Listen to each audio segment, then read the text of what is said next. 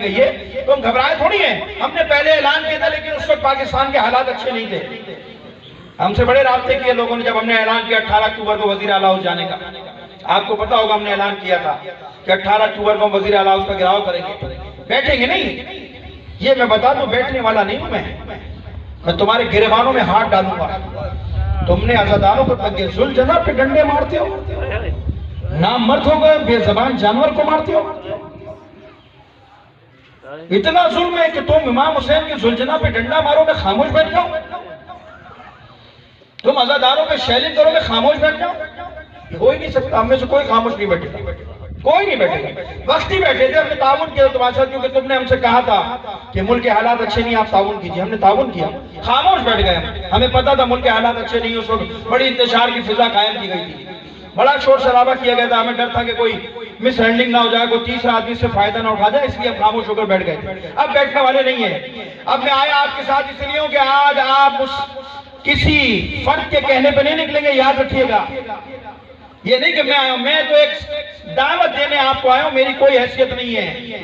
آپ کا انتظار کرے گی حسین کی ماں, آپ کا انتظار کرے گا کائنات کا مشکل کشا, آپ کا انتظار کریں گے رسول خدا. کیوں؟ اس کے نواسے کے جرم میں آپ پر ایف آئی آر, آپ کے بھائیوں پہ عزاداروں پہ ایف آئی آر کاٹی گئی ہیں.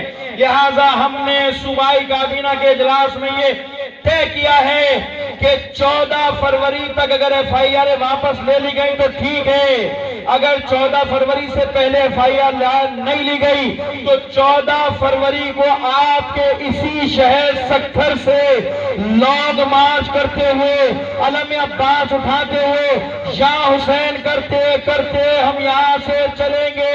تم نے ہمیں گھروں میں روکا تھا کہ یا حسین نہ کرنا, تم نے ہمیں سڑکوں پہ روکا تھا یا حسین نہ کرنا.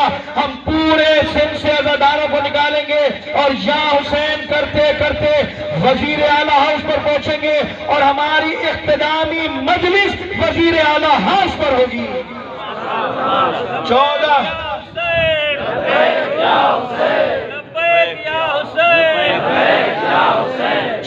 فروری کے لیے تیار ہو جائیے. 14 فروری کو یہاں سے سکھر پریس کلب سے لانگ مارچ شروع کریں گے کراچی وزیر اعلیٰ ہاؤس تک. چھوٹے چھوٹے علم بنائیے, کفن بنائیے. جو تمہیں گرفتاریوں سے ڈراتے تھے, ہم آئے اجتماعی گرفتاریاں دینے, ہمیں سب کو بند کرو. ہم سب گرفتاریاں دیں گے, ہم گرفتاری سے ڈرنے والے. کفن اس لیے پہن کے آئیے کہ اگر موت کا بھی کسی کو خوف ہو تو بتا دو, ہم کفن پہن کے آئیں, ڈرنے والے نہیں ہیں. ہم تو ساری تیاری کر کے آئیں گے, لیکن یہ نہیں ہوگا اس ملک میں کہ تمہارے باپ کا ملک نہیں ہے کہ تم اس پہ حسین کے نام پر عزاداری پہ مجلس و ایف آئی آر کاٹو گے. یہ قابل قبول. تیاری کیجیے, کل مادر حسین آپ کا انتظار کریں. خوف زدہ مت ہونا, کیا ہو جائے گا, بہت زیادہ گرفتار ہو جاؤ گے. کیا ہوا, گرفتاری ہماری میراث نہیں ہے کیا؟ کوئی شہادت ہماری میراث ہے تو گرفتاری بھی آئمہ کا ورثہ ہے. کوئی 14 سال زندان میں رہا, کوئی کئی سال ہتھکڑیاں پہن کر کربلا سے شام تک جاتا رہا, ہوا یا نہیں ہوا سب کچھ؟ تو یہ سارے اس راستے کے اندر ہیں چیزیں, گھبرانے کی ضرورت ہے. 14 فروری کو انشاءاللہ تعالی آپ کی اور ہماری ملاقات ہوگی سکھر پریس کلب پر. بھرپور طاقت کے ساتھ آئیے گا, لوگوں کو آمادہ کیجئے, یہاں سے پیغام لے جائیے. اپنے گوٹوں میں, دیہاتوں میں علماء موجود ہیں, اپنے جمعوں کے خطبات میں, مجلسوں میں, ایام فاطمیہ کا دوسرا بھی سلسلہ چل رہا ہے, اس میں مجلسوں میں بیان کیجئے, لوگوں کو دیجئے. یہ جو سوشل میڈیا آپ کے ہاتھ میں موبائل ہے, دنیا کی ساری چیزیں اس پہ ہوتی ہے, اپنی طرف سے 2-2 منٹ کے کلپ بنا کے ڈالیے کہ نکلو امام حسین کے عزاداری کے تحفظ کے لیے. اس تحفظ مارچ کا نام ہم نے رکھا ہے تحفظ عزا مارچ. تحفظ عزا مارچ رکھا ہے. آپ تمام لوگ ٹویٹر کے اوپر, سوشل میڈیا کے اوپر بتا دو پوری دنیا کو ہم پر ظلم ہوا ہے, ہم حسین کی محبت میں باہر نکلے تھے, ہمارے لوگوں پر ناجائز ایف آئی آر کاٹی گئی ہے. اگر ایف آئی آر واپس نہیں لی تو پھر ہم کی پوری مثبت طاقت کا استعمال کریں گے. یہی پیغام تھا, میں نے آپ کو دے دیا. آپ اپنی تیاریاں کیجئے, علماء بھی بیٹھے یہاں پر تیاری کیجئے. 14 فروری کو انشاءاللہ ہماری ملاقات آپ کی یہاں ہوگی, سکھر میں ہوگی. آپ کی یہاں سے آغاز شروع کیا ہم نے. بس عزیزو ختم کر دیا میں نے بیان کو. 2-4 چاہتا ہوں مصائب کے جملے بھی پڑھ دیں. ایام فاطمیہ چل رہے ہیں نا, بیوی کی شہادت کے ایام ہیں. مجھے امام سے بتاؤ تم نے امام حسین کی محبت میں ڈنڈے کھائے تھے نہیں کھائے؟ مرد ہو یا نہ ہو؟ اور جب علی کے گلے میں رسی ڈال کے کھینچا گیا نا گھر سے، تو بی بی زہرا نے علی کا دامن پکڑ لیا تھا۔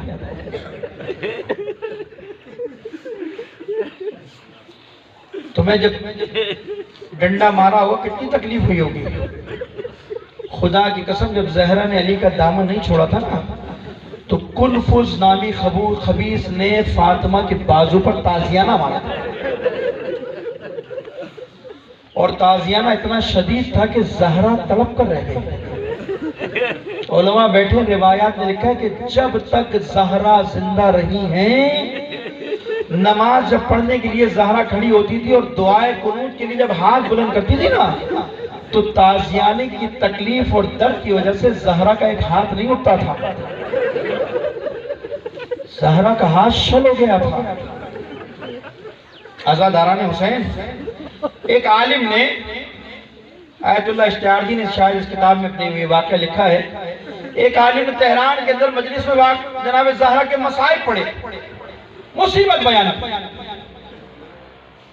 جب مجلس ختم ہو گئی تو ایک شخص بیٹھا تھا، اس کا گریہ ختم نہیں ہوتا تھا، روتا رہا۔ مجلس تمام لوگ مجلس میں شریک ہوئے تھے، وہ سب چلے گئے، یہ کونے میں بیٹھا رو رہا تھا، گریہ کر۔ بانیان مجلس نے کہا، مولانا اس جوان کو جا کر سمجھائیے، بہت گریہ کر رہا ہے، بے حال ہو چکا رو۔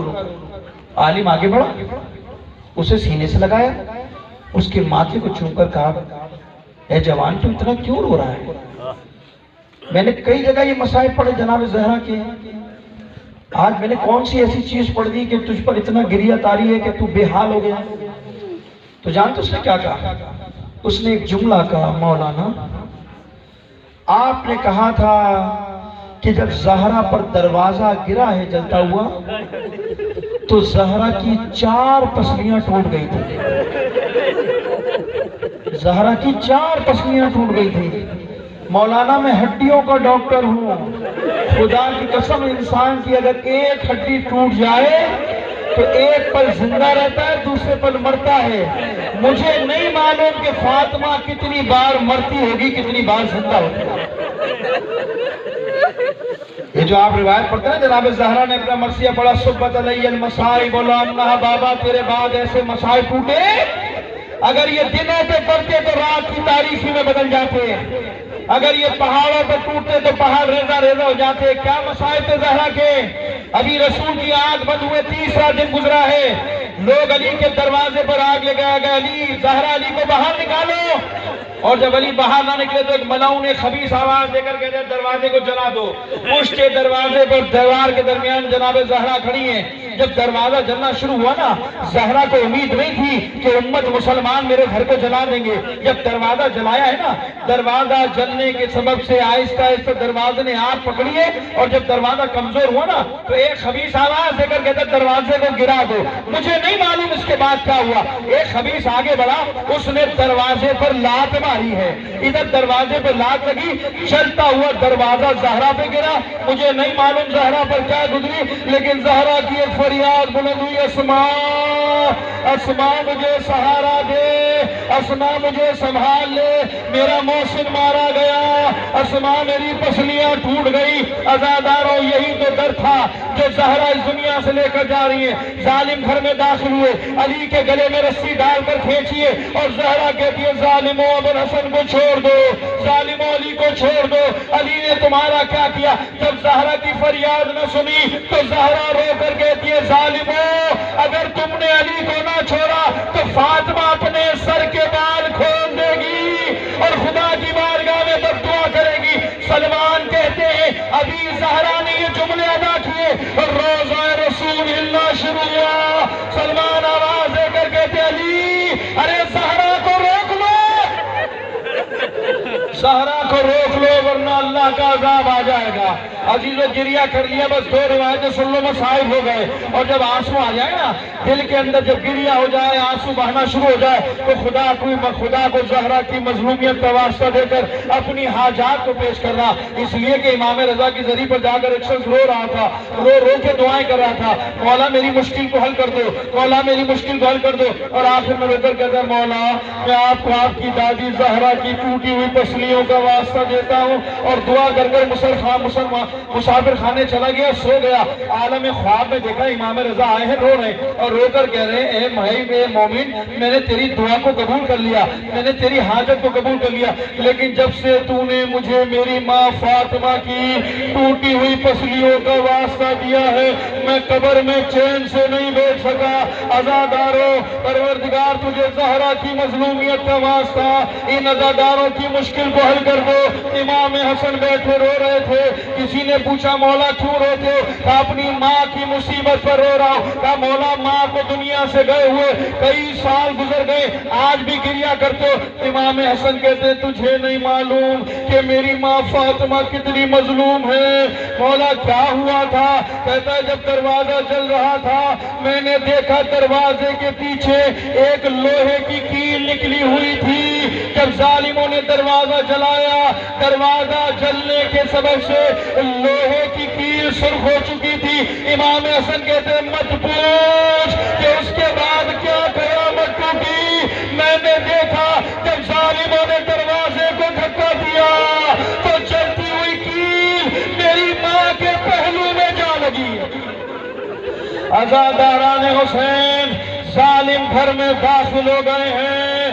فاطمہ علی کے سامنے آ کے کھڑی ہو گئی، میں تجھے علی کے قریب نہیں جانے دوں گی، میں تجھے علی کے نزدیک جانے نہیں دوں گی۔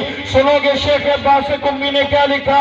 جب زہرا سامنے سے نہ ہٹی، سادات مجھے معاف کریں گے، جب زہرا سامنے سے نہ ہٹی تو شیخ عباس قمی لکھتے ایک خبیث ایک ملعون آگے بڑھا، اس نے بڑھنے کے بعد زہرا کے منہ پہ تماچا مارا، ادھر فاطمہ کے